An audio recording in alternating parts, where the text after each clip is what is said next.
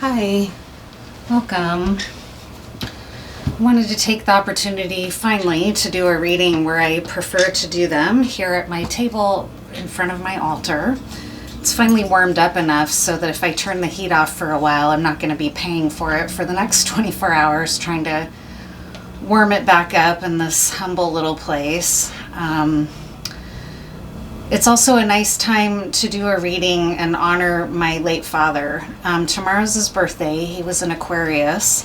And yesterday was Valentine's Day. And my dad had a lot of history of troubled relationships. He was kind of attracted to abusive women. Then he met my mom, who was not abusive, but who died early in their relationship after I was born. And after that, and my abusive stepmother, that was a very brief marriage for like 3 years when I was little, still a toddler. He was then single really until I left home, and he met someone else who turned out to be abusive also. But he struggled with that, and I just want to name that for some reason. I don't really know why. It was hard for him. He was abused as a child. Not by my grandparents, but by a neighbor. Both my dad and my aunt were, and it was a notorious family in the neighborhood of downtown Vancouver. The two brothers that were the culprits of the abuse ended up being charged with murder later down the line, and they were hanged. At least one of them was hanged for the murder because at that time, well, and even still, hanging is one of the modes of execution in the state of Washington. So that's kind of a very interesting part of his history, and where I think some of his struggles came from, right, was from that abuse, from those brothers. But anyways, I wanted to bring a couple keepsakes. You're not really going to be able to see these, but they're really a great, this is from my dad's my dad's cousin, Richard, Uncle Dick. They were very close. They were like brothers. And I think this is when my dad was promoted to vice president of Great Western Malting. And it blew my mind reading it because it says, "Ron, congratulations on your recent promotions. Mom sent me a clipping," who was my Aunt Hazel. I've honored her on this channel before. If you scroll back on the community tab, you can see pictures of her. "It was your name and your picture, so it must be you." "I believe you're 51 now. I'm 49. And that's wild. I'm 51. So that's kind of cool timing to find this. It's dated 1984. "For that small group of skeptics who feel your recent success was a fortuitous event, luck, in parentheses, I would like to offer the following pictorial essay as proof of your vocational destiny. The photos are yours to keep. You may wish to use them as motivational material for aspiring young execs within your company. Leer over and see us sometime, Dick." And then these pictures are from when he got out of the army. My dad hated the army. He was in the army back when it was mandatory. And here's a picture. They had a big celebration when he came home, and my uncle, they came home together from the military, and they got a keg. And the second picture here is my dad drinking out of the tap of the keg, and it says, "Early, somewhat private interest in malt and hops." It's this picture right here with him drinking from the keg. Then as he's getting hammered, he starts climbing a tree. So this is him climbing a tree when he's drunk off his ass, celebrating his homecoming from the army. So it's a couple pictures of him, and it says, "Early climbing to the top skills are developed." And then the beginning of a lifelong relationship from humble beginnings, and it's my dad passed out in a sleeping bag, and someone put the keg by him, right, as kind of a gag. And that was a very family affair. The whole family was there, and they all partied together when my Uncle Dick and my dad came home from the army. So I love this. I forgot I had it. And it's in this file that he had. My dad was a workaholic. And so his way, and my mom was dead, so he was really both parents. And he was invested in real estate as well as being the vice president of Great Western Malting. He went on to be the president, but he kept a file of things that were mine that were like keepsakes. So he didn't have like a nice box or anything. He kept my file in his file cabinet. And as I got old enough, I used to kind of give him shit about it, that in a loving way, right? That he, you know, parents would have like a keepsake box or whatever, but mine was a file in his file cabinet. So I just found this just now in the file. And I just wanted to share these two things too, just in his memory. This is a card that he got me for Valentine's Day because, like I said, after he divorced my abusive stepmother, he basically stayed single until after I got out of high school. It was really traumatizing for him. I think he did a lot of kind of shady things like Mad Men, like he would sleep with the secretaries at work and that stuff. But he would get me a Valentine's Day card often because that was how he dealt with being sad, maybe on Valentine's Day.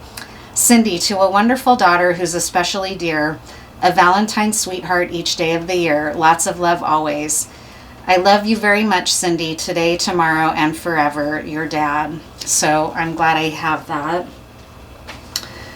And then here's something I wrote to him. Dear Dad, I love you very much, and I will never stop loving you. I hope you feel the same way about me. And then in parentheses I wrote, you probably do. I wish you the best in everything, and think you deserve it when you went, and think you deserve it. When you went back downstairs tonight, I snuck up and wrote you this letter. I hope you like the change. Love, Cynthia. And he used to call me Cynthia as a kid for Cynthia. I don't know what I was talking about. I do know what I was talking. I remember I thought it was very generous to give him some of my change. So I left him some change with the letter. And one of his ways of showing love was with money and gifts. And that's gift giving. Now it's known as the love language, right? People used to criticize that as some kind of buying love, but it's not. It's often people's genuine way of showing love is to give gifts. And so I thought, you know, very highly of myself to give him this change. I hope you like the change. And then just one more. This was a Valentine's Day card I made him. To Dad, from CynthiaVogel. Love is important. And I drew this flower there. This was probably like second grade. Love is important to me. Is love important to you? Well, I sure hope it is. Happy Valentine's Day, love, Cindy. Love is when you take me to the fair. That's some of my greatest memories, is when he took me to the Clark County Fair. Love is when you tuck me in at night. Love is when you hug me. Love is for you and for everyone else. You are very, very, very, very, very, very special person. Love, Cindy. So I was very devoted to my dad. Because I just really clung to him. I had an insecure attachment, right? Because my mom had died, and my dad was a good dad. He had his faults. He made some mistakes. He could be abusive himself. And he crossed some lines. But, you know, I just want to respect his memory. And this was a gift he got me later in life because he knew I loved art, and he got us all, not just me, he got us all a raku pot, and I knew immediately what it was. I don't know if my siblings did, but I knew raku as a technique in pottery, a fire glazed pot from in the ground is when it gets glazed, right? And so I cherish this pot and I love it. And I'm just sending my dad love up to the heavens and thanking him for doing such a good job raising me. He made mistakes, no doubt. He crossed some lines, no doubt, but he ultimately was a very devoted father. So I miss him. So now I'm just going to do a general layout for us. What's important for the collective to know at this time, at this point in time? What's a nice thing to know for us right now?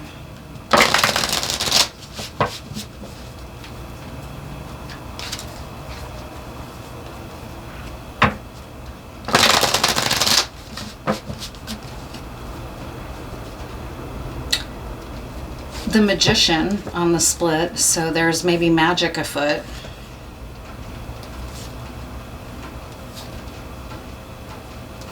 Sometimes I wonder what he would have thought of these times. My dad was a Republican.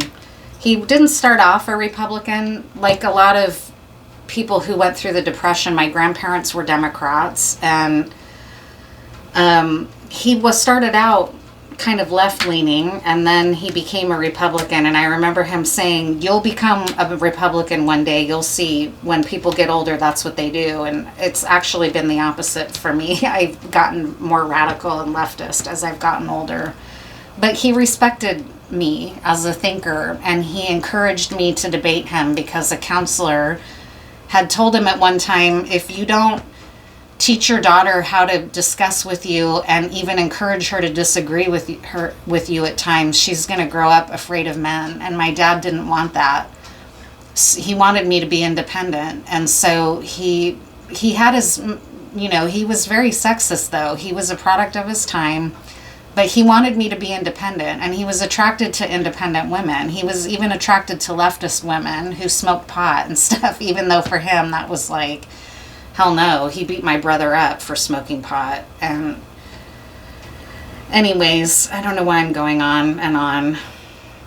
I know why, because I just wonder what he would think of these times. I don't think he would have supported Donald Trump. I certainly hope not, but whatever. I don't want to go there today. I really don't. So the cornerstone card is the Hanged One. So in this collective, you might be feeling like you're going through a difficult spiritual process where you're being forced to go within and feeling even strung up, possibly. Although the myth behind the Hanged One says that this person put them there themselves as a rite of passage in many interpretations. And as you can see here, this person has a horned one crown, right? Antlers. And he's listening, or they are listening to the crows, just like the Hierophant does in the deck, in this deck in particular.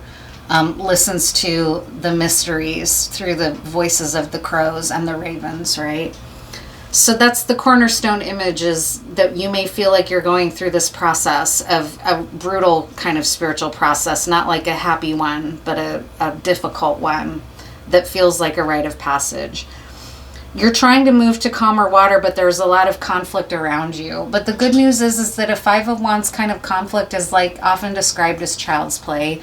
It's nothing that you can't rise above or find your way through and learn from. You're trying to move away from it though. You would like not to be in the conflict anymore. And in fact, the sequence here is Five of Wands, Six of Swords, and Six of Pentacles. So it's like a 5-6-6. That's a progression to me in this base column of the Tetractys. The facts position is that you're moving into a place where there's more equal give and take in your life of material resources, of investment of yourself in others around you, and in your security, right? This is tangible. It's like tangible, equal give and take, equal distribution of what you're giving, you're getting back. Those are the facts positions. So hopefully you like what you've been giving because you're getting it back here. This is an even balanced distribution of what kind of way you've been living. Okay, so that might be part of why it's difficult, is because you're realizing maybe you didn't like what you've been giving, or maybe you've been giving too much and realizing that those around you are only taking, or vice versa. Maybe you've realized you've been taking and not giving back in the ways that you would like, and it's become a meditative day of reckoning for you, where you are feeling maybe trapped in this realization or unsure about how to move. You just know you don't want to be in this conflict. You want to move to calmer water. The vulnerability position is the Seven of Cups, and the way that this is reading for me is that you might have been indulging in substances or addictive behavior in order to cope with this process of being kind of strung up and held accountable and forced to look back on how you've been managing your material resources. And this came through in a reading months and months ago, and it's not that time of year, but what it's striking me as is like the ghosts of Christmas past, where Ebenezer Scrooge is accompanied by an angel that shows him his life and shows him, this is what you've sown. These are the seeds that you've sown. And do you want this to be your legacy, right? It was not an easy process for Ebenezer Scrooge. But at the end of it, and that's a Charles Dickens tale, and Charles Dickens came up in a really recent reading about The Artful Dodger and Oliver Twist. And so now it's coming up again in A Christmas Tale, or I think it's called A Christmas Tale, where Scrooge is looking back and realizing, is this the kind of legacy? And do I even, it's biblical too in a way. Am I going to go to hell for the way I've been living as a miser, as a mean-spirited person? Is this how I want to be remembered?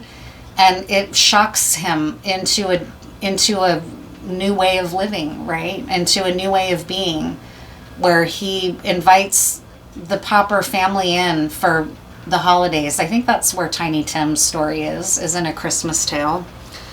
So the vulnerability is that you might have been trying to escape this reckoning. You might have been indulging in substances in order to cope with everything that you're being forced to face here.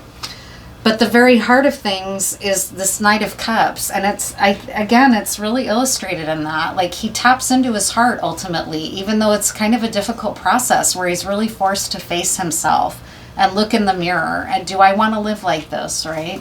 This is coming through really strongly for you. But the nice thing is, the Knight of Cups is someone who lives from their heart. They don't hide from their heart, and they show their love and express their love like Scrooge ultimately does.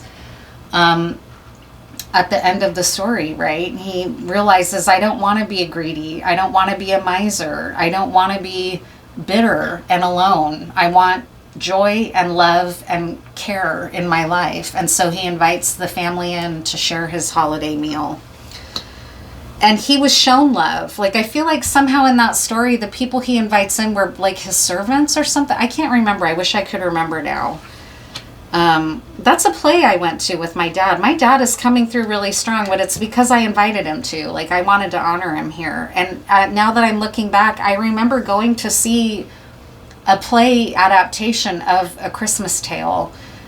And it was really good. It was funny. It was really well done. I remember everybody that I went, it was me, my dad, and my aunt and uncle, my late mom's sister, who my dad stayed friends with. And we all had a really good time that night. That's a great memory. And that's the kind of thing my dad had to do after he ended up kind of in this brutal experience of like, why did my wife die? Why do I keep choosing abusive women? Why am I destined to be alone?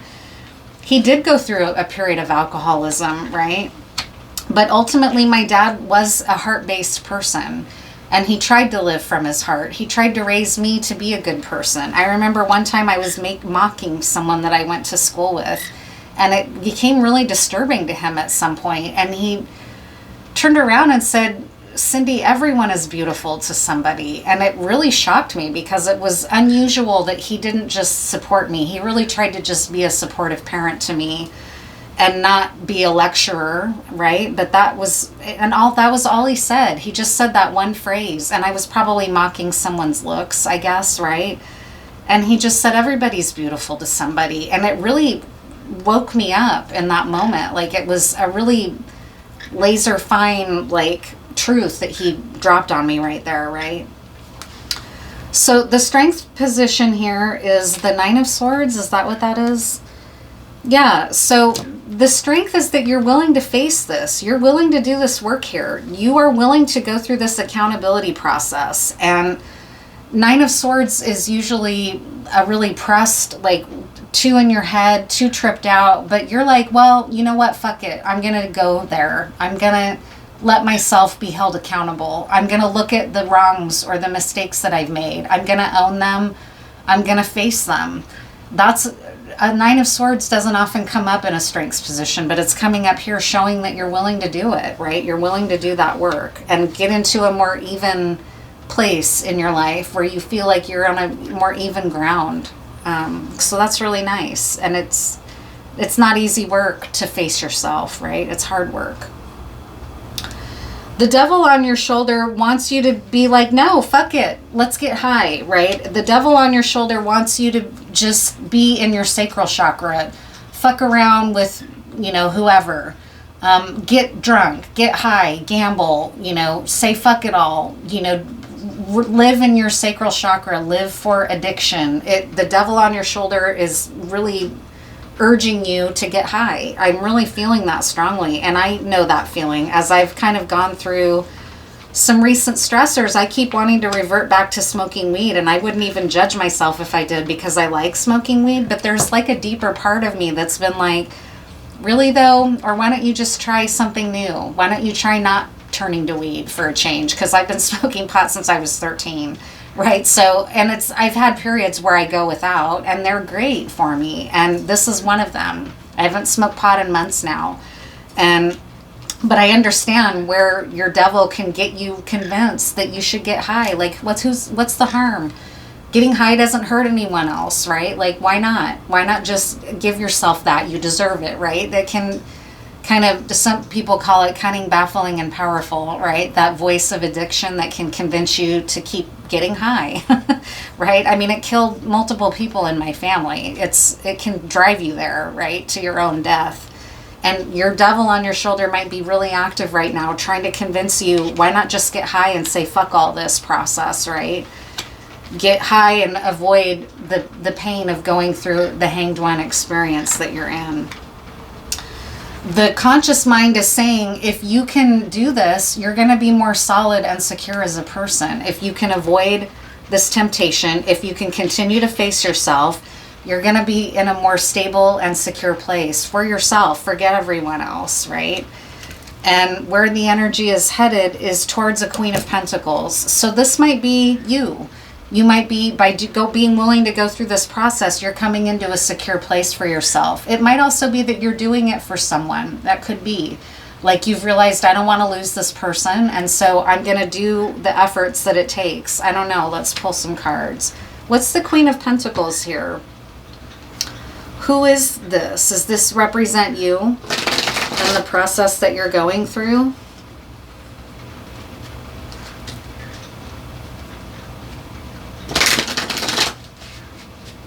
Who's the queen here? Or what about this queen for us?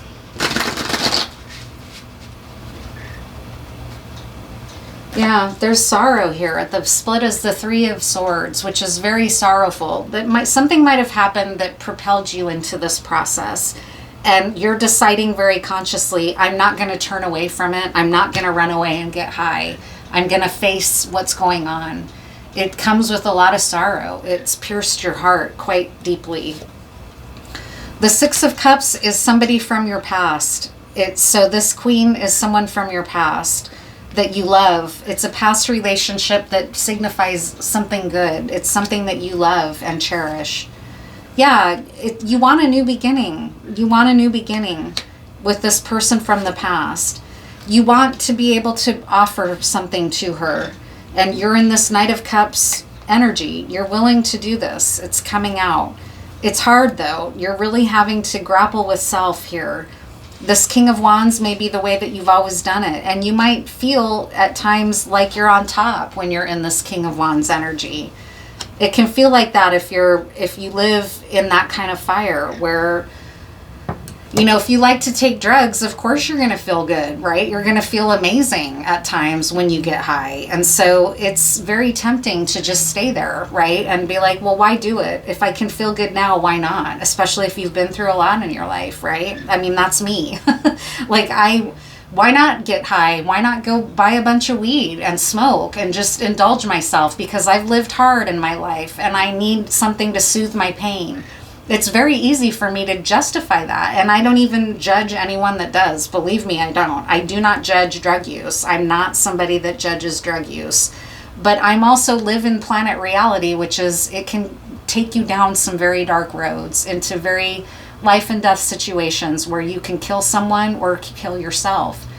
My family's had more than one casualty, multiple casualties due to addiction, right? Horrible involvement with CPS, from overdose, drunk driving. My dad used to black out and forget where he left his car, right? He married a brutal alcoholic twice, 2 different times, that did really awful things as parents, as mothers, right? So I'm not in any way saying it can't get really fucking hairy when you use drugs, but I also get it, right? I don't judge. I get it. This is not to judge, but this is to name what you've chosen. You're choosing right now not to escape. You're choosing to face it and move out of this chaos that maybe you have found yourself in because you were running uninhibited in drug use. What else can we know or hear? I don't know really what I want to pull. What's important to understand about this process? It's about something for you. It's about a relationship of the heart that you want to try to heal for. Is kind of what I'm sensing. I don't want to just project that. I don't want to assume that, but that's kind of what the cards are saying here.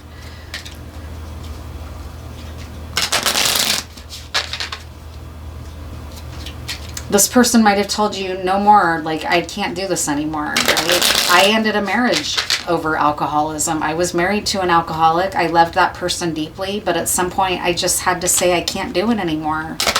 I'm going to go down with this person and I don't want to. I value my own peace more than I value loving this person, and our relationship ended, right?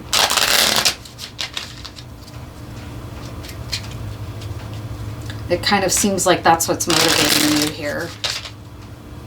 What else about this situation? Sing to clear your throat chakra and lift your spirits. So speaking your truth can be very helpful.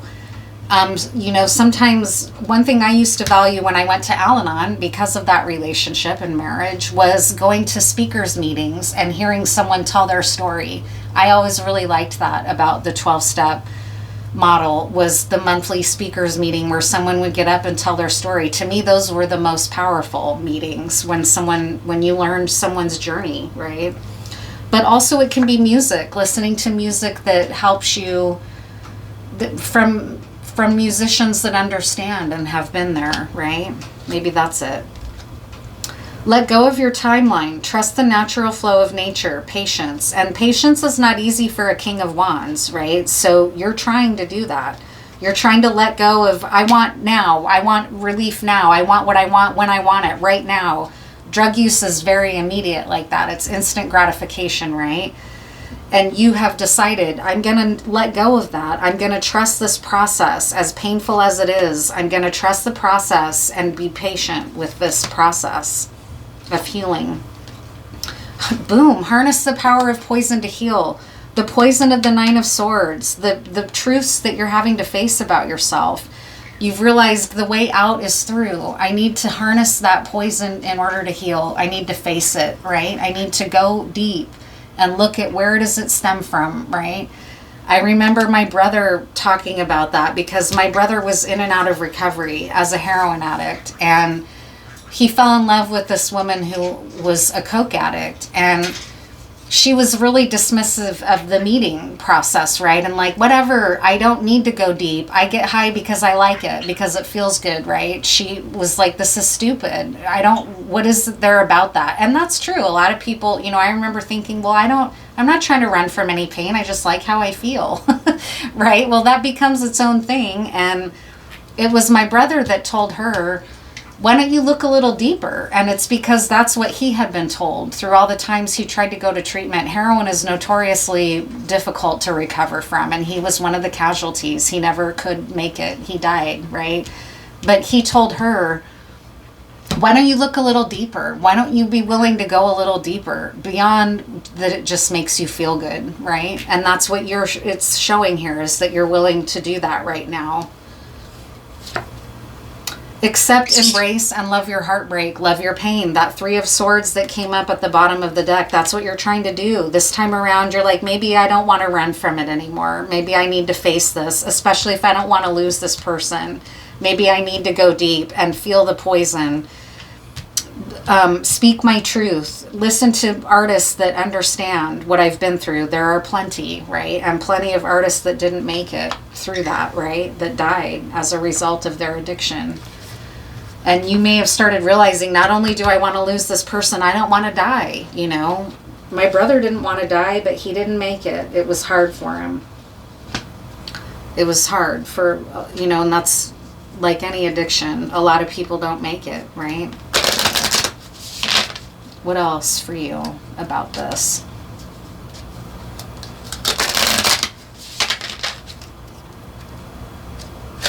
This King of Wands, I just heard, Metallica came through in another reading, but I just heard, your life burns faster. Obey your master. Master, right? Like at some point, who's running shit? Is it you or is it the drug? And that's what you're starting to realize. Like, maybe I'm not in control.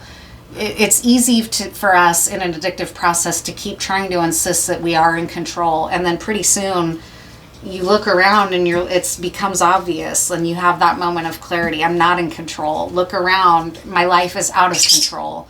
This coke addiction is what's driving me. I'm its puppet, right? I'm not in control. And that's what that song is about. And so that's what strikes me about this King of Wands. Your life burns faster. That is the lyric for the King of Wands in this layout. Master of Puppets. Master of Puppets is pulling the strings. My nephew, who also died of addiction, 72 hours after my brother OD'd, my nephew OD'd, and he was a huge Metallica fan. In fact, there's a cool picture of him down on the beach where that's what he wrote. Of all things he could write on the beach, he wrote a huge Metallica.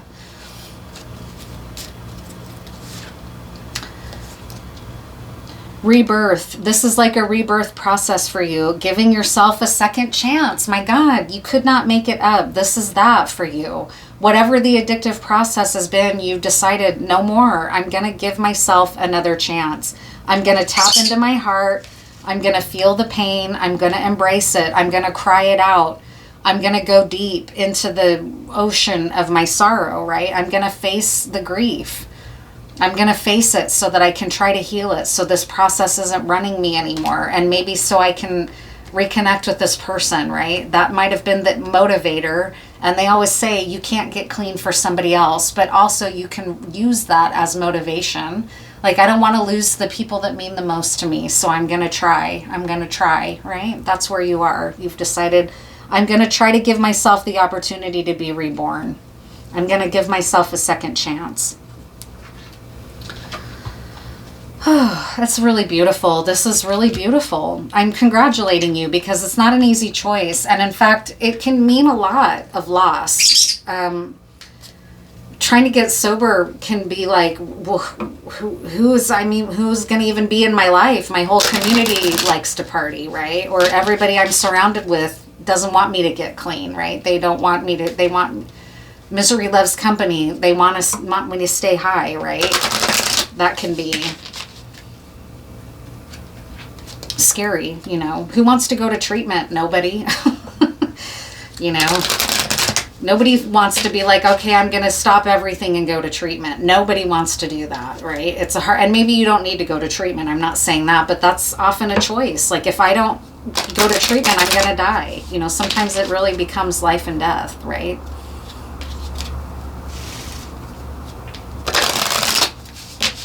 But it doesn't have to be inpatient. You know, some people can do it without going inpatient treatment. Sometimes you need it, though. Like, if you're truly an alcoholic, it's dangerous not to go to treatment, right? Your body needs to go through a medical detox or something. That could be.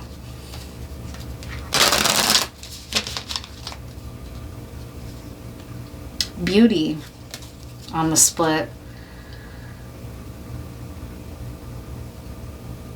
Yeah, this is finding peace, and this card came up in another reading, but here's this little demon right here. In another reading, it meant something different, but here it could be like the monkey on your back, right? And you're like, I need to make my peace with this process. This monkey on my back is driving me. In fact, my brother, animals loved my brother. He had a way with animals. They really loved him. And it was kind of known, like it was obvious when you would see him with that. They were very drawn to him. My brother was super magnetic as a person. And somewhere he got his picture taken with like a little spider monkey or something. It was a great picture. And he has this beaming smile on his face and this little monkey over. And the guy whose monkey it was said, this monkey is not like this with people. He only likes like one person out of like 200 that he meets. And he loved my brother. He was just climbing all over him. And so that's how he even got the picture, was because the guy was like, yeah, this never happens, right? And my brother titled it Me and My Monkey after the Beatles song, right? My brother knew who he was. He knew he was an addict. He didn't hide it. He tried to own it, right? He healed as much as he could through the treatment he went through, but ultimately he couldn't beat the addiction, right? It's very sad, but true. So Beauty at the bottom of the deck with this little this little demon right here saying, go ahead, get high. Who's it gonna hurt?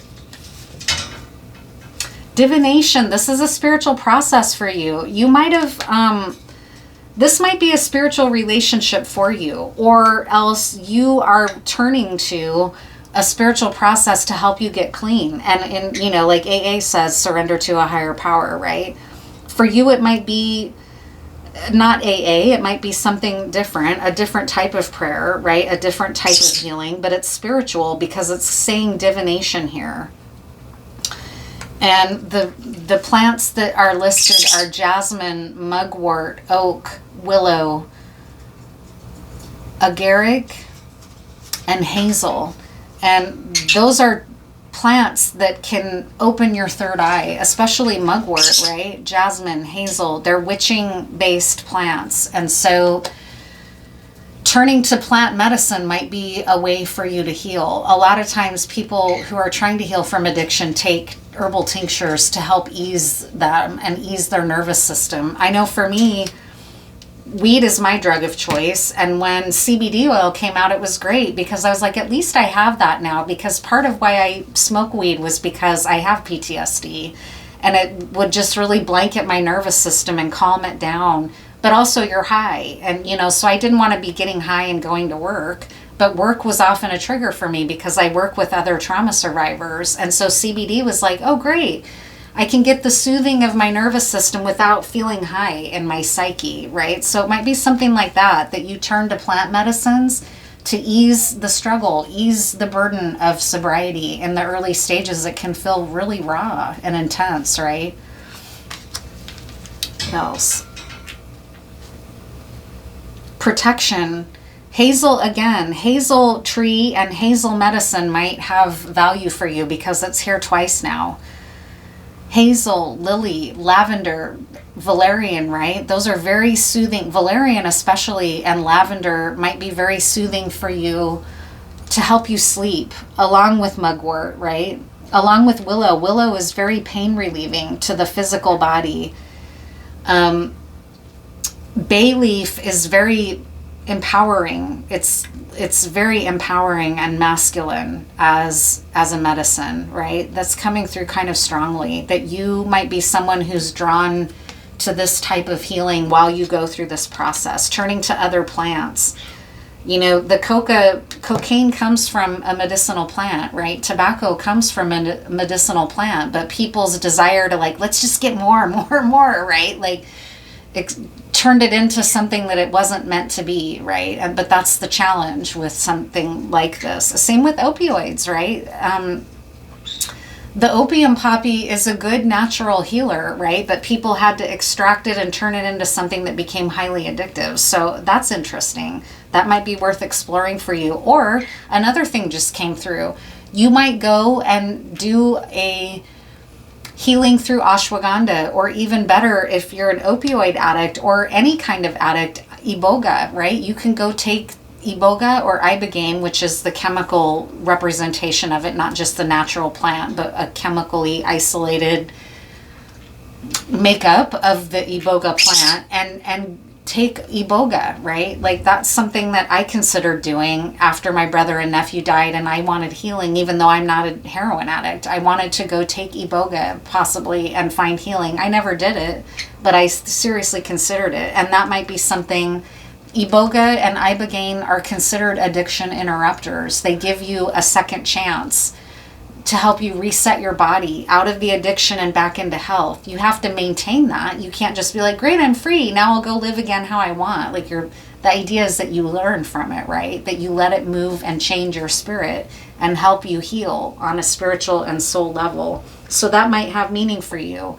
And if you've never heard of that, I highly recommend looking up Ibogaine and Iboga and learning about it. It's very life-saving. I wish my brother had known. He might have known about it, honestly, because he was a seeker. He might have known about Iboga. It was known in the drug-taking community for a long time before medical science caught on, right? All right, I'm going to pull one more card, a couple more cards here, and then I'll read some tiles and close this reading.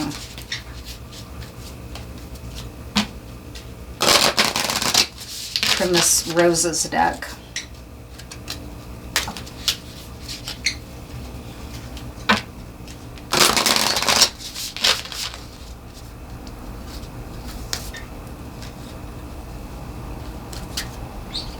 The Lover at the bottom. So this is a project of the heart for you. It's a heart-based process, and it's about love. Love might be the motivating factor that got you to this point where you're like, I want something different. I want more for myself than this addiction and partying way of being that is surface, that never gets me anywhere, but feeling more and more enchained to its process, right? Master of Puppets. It's interesting that it's called the bourbon rose, right? People find love in a bottle sometimes of bourbon, right? But this ultimately is a process of the heart for you. The Warrior, my God, this is beautiful. This is you being willing to fight for yourself, not just maintain through getting high, but to fight for your life and your happiness and your joy by freeing yourself. That's really, really beautiful. Wow, I have goosebumps. I really congratulate you because it's a scary decision. And it's a road that can have a lot of sidetracks. You know, it isn't just a direct linear process always, right? My dad did it though. My dad was a functioning alcoholic, and he was one of the early he was somebody that could do it through harm reduction. He didn't have to quit cold turkey and never touch another drop. But, you know, my stepmom, who was highly abusive and a severe alcoholic, died at like 52 from alcoholism and lung cancer because she also smoked like 3 packs a day. She was highly addicted to multiple substances. My dad was one of the lucky people that could be in an addictive process but do harm reduction instead. You know, he cut way back. He quit drinking like he had been.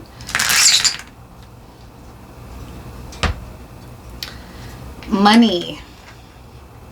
1 week. Health. This is about your health. Make a change. Lunar cycle. And 1 month. So a week to a month from now might have meaning, or a month ago, you know, this lunar cycle that we just came through, it was really heavy for me. Money was involved in some way, like you might have blown a bunch of money and then realized, like, is this what I want to do with my security? Is spend all my money on getting high, or whatever the process is, right? Whatever your addictive process is, that could be. You decided to make a change. And it had to do with your health. I mean, it's just right there. Geez, there's a bunch of I's here. Lots of vowels. Hardly any consonants and lots of vowels.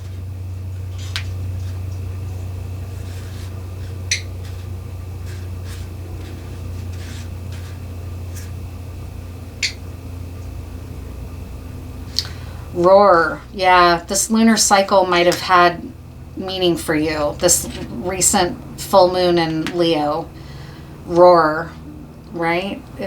You might have realized, like, rah, no more. Right? Sorry, I'm not trying to make light of the process at all, but you got to find humor where you can, right? You have the grit to do this. True Grit, right? I'm not a John Wayne fan, but that's probably his best movie in my opinion. True Grit.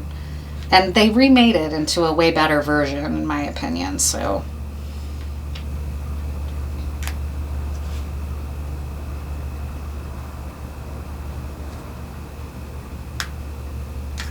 Fear. There's fear here. You might have realized, I'm going to lose everything if I don't do this. And that might be the impetus here, this relationship in particular. It might have brought you fear to realize, I'm going to blow it.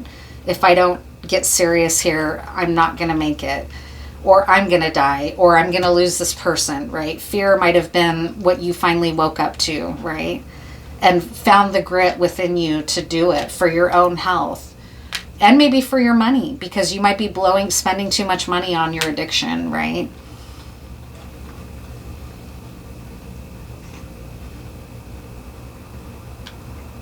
Your Ray might be somebody's name. Gray, again, that came out in another reading. Gray might have meaning. Tori might be somebody involved here. The Fae, the fairy folk, right? Divination and plant spirits might have meaning for you. You might have had a dream that was revelatory, like a divination, like Ebenezer Scrooge did, right? It came to him through a dream. An angel that woke him up and said, is this really what you want for your life? Is this how you want to be remembered? When you're old and gray, right? Or something, or gray might be a name of somebody. I mean, all the vowels are here. I don't know why that is. A, E, I, O, U, and Y. So something about vowels might have meaning for you. You might be a writer. You might get clarity through writing, right? It also strikes me as Wheel of Fortune, that vowels and Wheel of Fortune, but Wheel of Fortune is a card in tarot. It might have something to do with your fate. I don't know. That's a little bit of a tears, right? Tears were involved. Tears and Fears. Tears for Fears might be a band that you like.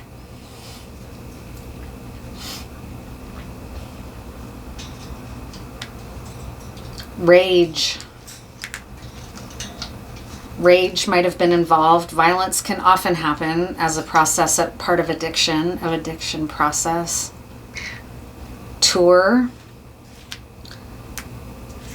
musicians, that's often a struggle for touring. Age might be involved for you. You're getting older and you're realizing this is enough. Like, I remember my friend telling me that he woke up and kind of looked around and he was like, I'm the old guy surrounded by a bunch of young people who are partying when it's normal to party, but is it really where I should be at this point in my life, right? Like, that was one of the things that woke him up, was realizing I'm surrounded by young people. And that happened to my brother. My brother got to the point where he didn't relate very well to people his own age, partly because his development had been arrested from a bunch of years of addiction.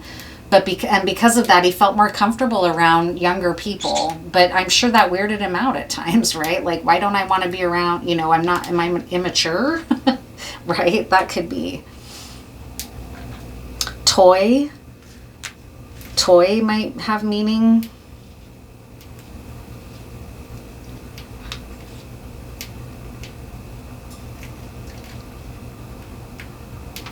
For you.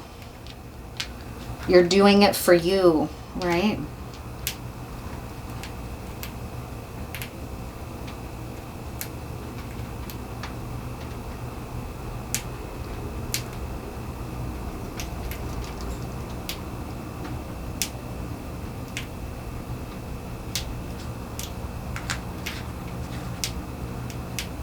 Riot. Gear. Riot gear. Boom. The cops. I don't know what that's about, but that's right there.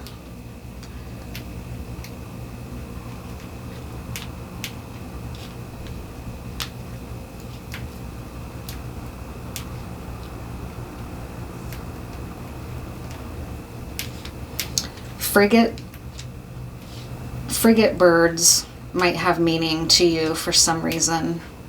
Or if you don't know, maybe there's a meaning in frigate birds for this collective. I'm going to look them up afterwards because I don't know what they are. Forget. You might have been getting high to forget, right?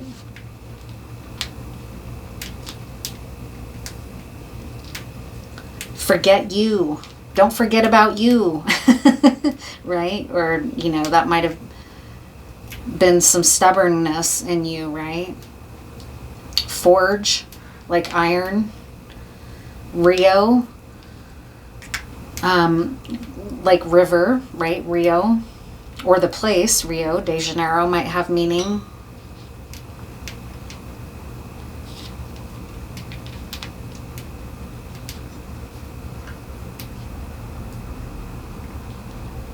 UFOs might have meaning for someone.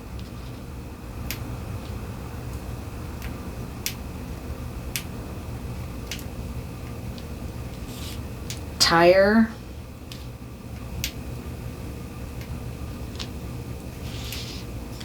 Gay.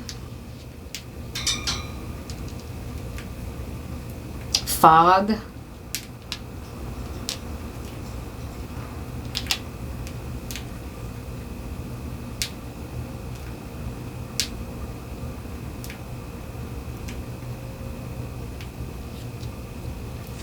Riri.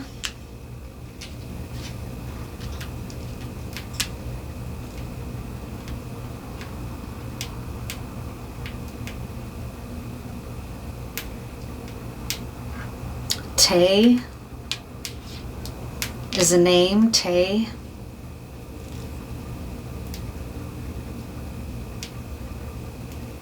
Okay, I think that's it. I'll just pull one more card now as a final message and then close this reading. What's a final message for you catching this reading? I really congratulate you because I know it's not an easy process, but you have made a commitment to it for now, right?